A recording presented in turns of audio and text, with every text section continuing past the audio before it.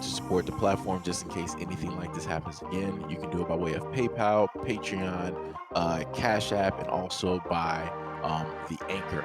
And you can also further support the platform by way of going to the Teespring store or the shoe store that is located in the comment section below.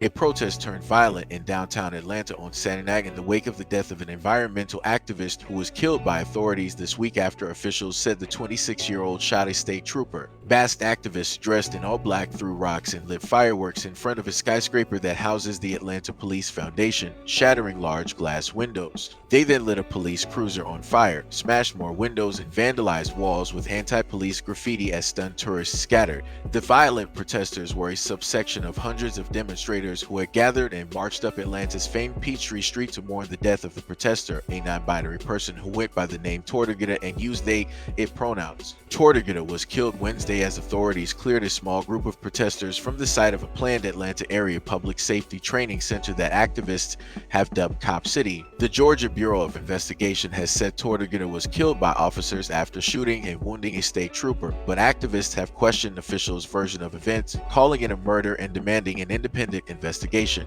According to the GBI, the incident was not recorded on body cameras. The Bureau said Friday that it determined the trooper was shot in the abdomen by a bullet from a handgun that was in Tortuguita's possession. Word of Saturday's protest had been widely circulated ahead of time on social media and among leftist activists, with some passing out flyers that read, "Police killed a protester. Stand up, fight back." Atlanta Police Chief Darren Skierbaum said during a news conference that authorities made 6 arrests, Saturday, and recovered explosive devices after the protesters damaged property along Peachtree Street, a corridor of hotels and restaurants. He said authorities halted the violence within 2 blocks and no citizens or law enforcement officers were injured. "We can tell now, early in this investigation, this was not the focus tonight just to damage the windows of 3 buildings and set a police car on fire," Skierbaum said. "The intent was to continue to do harm, and that did not happen." Georgia Gaff. Ryan Kemp decried the violence and thanked responding officers. "Violence and unlawful destruction of property are not acts of protest,"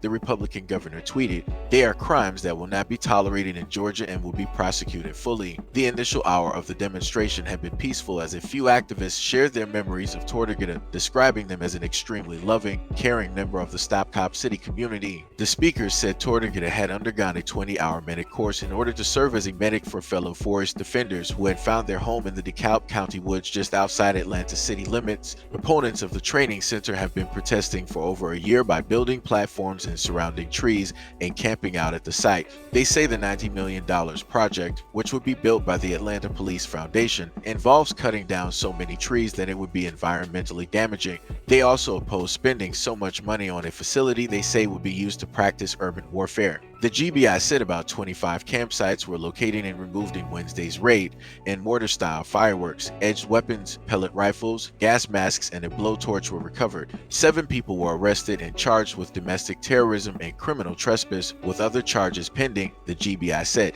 They range in age from 20 to 34 years, and none are Georgia residents. So I'm pretty interested to see how this is going to turn out because they said an environmental activist, right? 26 years of age. This individual is a non-binary person and uses the pronouns they and or they slash it. So this is a person that is a part of the LGBT. And I wonder who specifically were the protesters that were causing a ruckus? Who were the ones going out there, firebombing the cop cars and, causing all of this to, in a sense, take place?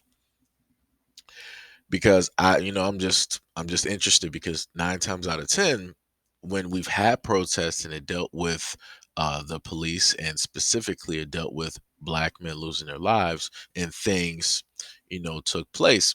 Oh, they made sure to let you know who specifically was doing this. They showed you group photos. They showed you all of these things.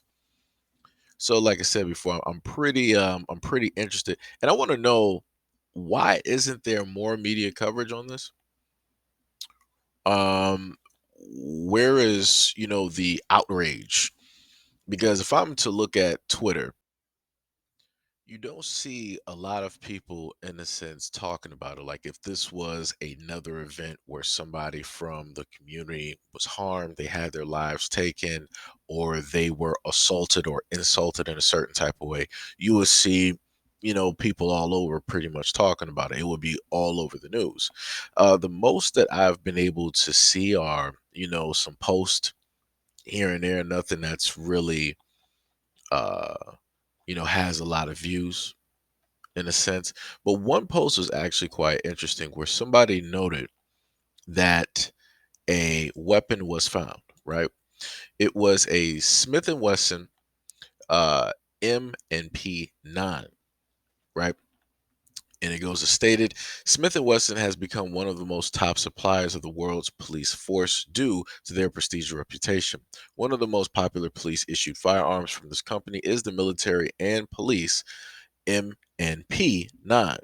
Back in 2013, the entire Los Angeles Police Department switched over to the MP9. Another article, weapon found on protester was used to aim at trooper at future APD training site. The next one that they have is as stated. During a multi-agency operation at the site of the future Atlanta Public Safety Training Center that began on January 18th of 2023, approximately 25 campsites were located and removed. Additionally, mortar-style fireworks, multiple edged weapons, pellet rifles, gas masks, and a blowtorch were recovered. There were 3 people who were contacted who provided their names to authorities and were free to go. The following people were arrested and charged with domestic terrorism and criminal trespass with additional charges pending. So we have no body cam, no type of dash cam, no drone footage of any of the events that took place. All we pretty much know is that police went to this future site where they were going to have their, little establishment, training grounds, whatever it was. They saw some protesters protesting against that site or it being built or whatever it was. They came into contact with one of the activists that was there. They stated that said activist had a weapon on him, then took aim at one of the officers. Then officers basically returned fire because their lives were threatened. Yada yada yada. It's just a little bit odd.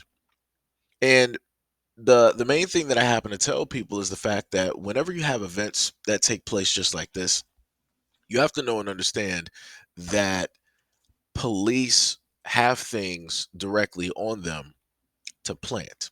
So just in case anything transpires, like I said, I've showed you guys. I have a short that, in a sense, that goes over this exact same thing. It's a short that I have where there's a black man that is getting arrested. And during the time of the arrest, the cops are just saying that he has something on him, of course. And you see one of the cops just touching the ground, acting as though he's looking for something. And then magically, the cop, out of thin air, makes some evidence appear, and then he just covers it and then proceeds to go over some different areas, then comes right back to that area. And then it's like, oh, I found something. Look what I found. Look what I found. And the only reason that that was, in a sense, proven to be false was due to the fact that you had people that were there that were filming what it was that the police were doing, showing the fact that said cop who had the black man down on the ground, quote unquote, detaining or arresting him, proving the fact that the cops were planting these things directly on them. I also have other videos directly on my older platform, which goes over the fact of police planting things on people that they pull over on the road. And you had one cop, I think he had probably somewhere close to like what 100 or maybe over 200 different stops, and now all of those stops have to be gone through with a fine-tooth comb because it has been found that he has been planting evidence on people in order to make said arrest. So like I said, I find this to be very interesting. And I wonder how far the community will go in order to keep this activist's name alive, keep it active on social media, get it into the lens of mainstream media and others, so that awareness and things of that sort can take place.